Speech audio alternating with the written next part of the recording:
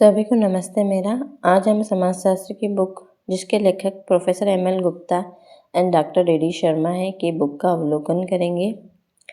यह किताब विभिन्न परीक्षाओं जैसे 11th-12th के एग्ज़ाम, यूजी पीजी के एग्ज़ाम, टेट के एग्ज़ाम, पीजीटी के एग्ज़ाम, सेट नेट के एग्ज़ाम और असिस्टेंट प्रोफेसर के एग्ज़ाम के लिए बहुत उपयोगी है।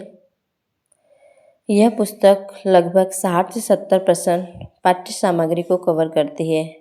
इसके अंतर्गत 6 प्रश्न पत्रों का उल्लेख किया गया है। इसका जो प्रथम प्रश्न पत्र है जिसका नाम है समाजशास्त्र के मूल तत्व, जिसके अंतर्गत समाजशास्त्र की परिभाषा, समाजशास्त्री परिप्रेक्ष्य, समाजशास्त्र की प्रकृति महत्व, समाजशास्त्र का उद्भव एवं विकास, समाजशास्त्र का अन्य समाज विज्ञानों से संबंध, समाजशास्त्र की अध्ययन पद्धतियाँ, प्राथमिक अवधारणाएं, समाज के प्रकार, समुदाय, समुदाय के प्रकार, समिति एवं संस्था, जनरीतियाँ, सामाजिक संरचना एवं प्रकार, सामाजिक समूह, संदर्भ समूह, संस्कृति और सभ्यता, समाजीकरण, सामाजिक प्रतिमान, सामाजिक स्तरीकरण, जाति और वर्ग, सामाजिक गतिशीलता, प्रस्तुति और भूमिका का वर्णन किया गया है। सेकंड जो पेपर है जिसका नाम है भारतीय समाज, जिसके अंतर्गत भारतीय समाज की ऐतिहासिक पृष्ठभूमि, भारतीय समाज, विवाह, परिवार, भारत में संयुक्त परिवार, विवाह और परिवार, समस्या विधान, नागरिक व्यवस्था, जाति प्रथा, वर्ग संरचना, जनजाति सामाजिक संगठन, अनुसूचित जातियों जनजातियों की समस्याएं, संवैधानिक व्यवस्थाएं, भारत में अनुसूचित जनजातियां, आर्थिक व्यवस्था, राजनीतिक व्यवस्था,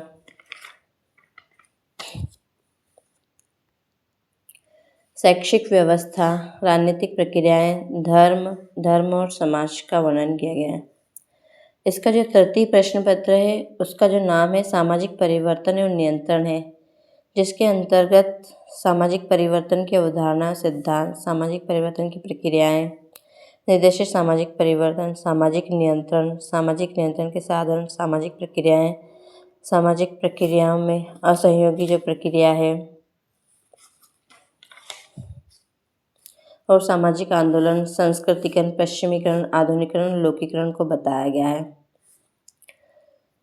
फिर चतुर्थ प्रश्न पत्र का जो नाम है भारतीय सामाजिक समस्याएं हैं, जिसके अंतर्गत सामाजिक समस्याएं, सामाजिक संगठन और विघटन, जनसंख्या, पर्यावरण तथा नगरीकरण, सामाजिक न्याय, कमजोर वर्ग या अल्पसंख्यक वर्ग, अनुरूपता, विचलन, नियमहीनता, अलगाव, विषमता, महिलाएं और समाज संबंधित विकास की विमाएं,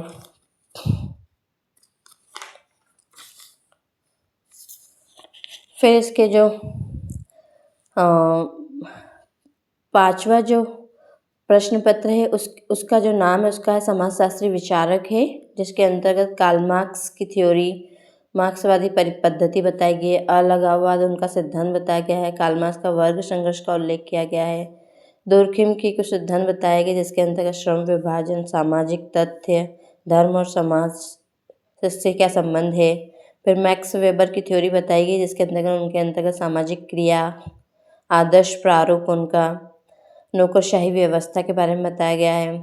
और वहीं मैक्स वेबर का प्रोटेस्ट नीतिशास्त्र और पूंजीवाद की भावना का वर्णन किया गया है।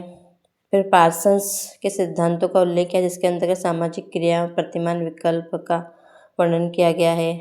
रॉबर्ट के मार्टन की भी कुछ थ्योरी का उल्लेख किया गया है जिसके अंतर्गत उनके अव्यक्त अभिव्यक्त प्रकार एवं क्रियाएं, अनुरूपता और वे सामान्यता जिसको विचलन भी कहा जाता है उसका उल्लेख किया गया है।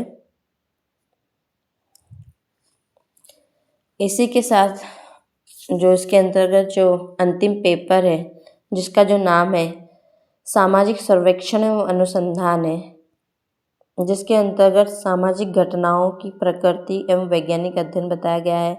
वैज्ञानिक अध्ययन की आवश्यकता एवं वस्तुनिष्ठता की समस्या का उल्लेख किया गया है। वैज्ञानिक पद्धति का उल्लेख किया गया है। वैज्ञानिक पद्धति के घटक, तथ्य, सिद्धांत और अवधारणा का उल्लेख किया गया है। परिकल्पना या प्राकल्पना का उल्लेख किया गया है। अनुसंधान प्रारूप का उल्लेख किया गया है। तथ्य संकलन के स्रोतों का उल्लेख किया गया है। कुछ पद्धतियाँ बताई गई ये अवलोकन के लिए और एकत्रीकरण के लिए जैसे अवलोकन हो गया, साक्षात्कार हो गया, प्रश्नावली हो गया, अनुसूची हो गया। इसके अलावा व्यक्तिगत अध्ययन पद्धति का भी उल्लेख किया गया है, जिसको केस स्टडी भी कहा जाता है। निदर्शन पद्धति को बताया गया है। कुछ पैमाने जो अनुसंधान में प्रयोग होते हैं उनका उल्लेख किया गया है, जिसके अंतर्गत बोगार्ड, थर्स्टन और लिकर्ट के पैमानों का उल्लेख किया गया है। इसी के साथ कुछ विविध टॉपिक का भी उल्लेख किया गया है, जिसमें मानव की अवधारणा, कृषक सामाजिक संरचना, उद्योग एवं समाज को उल्लेख किया गया है, लघु समुदाय बताया गया है, विज्ञान तथा प्रौद्योगिकी के बारे में बताया गया है, सामाजिक जननांकीय और जनसंख्या गतिकी का उल्लेख किया गया है। इस प्रकार यह बुक वाकई में बहुत ही उपयोगी है विभिन्न प्रतियोगी परीक्षाओं के लिए। आप इसका अध्ययन कर सकते हो और सफलता प्राप्त कर सकते हो।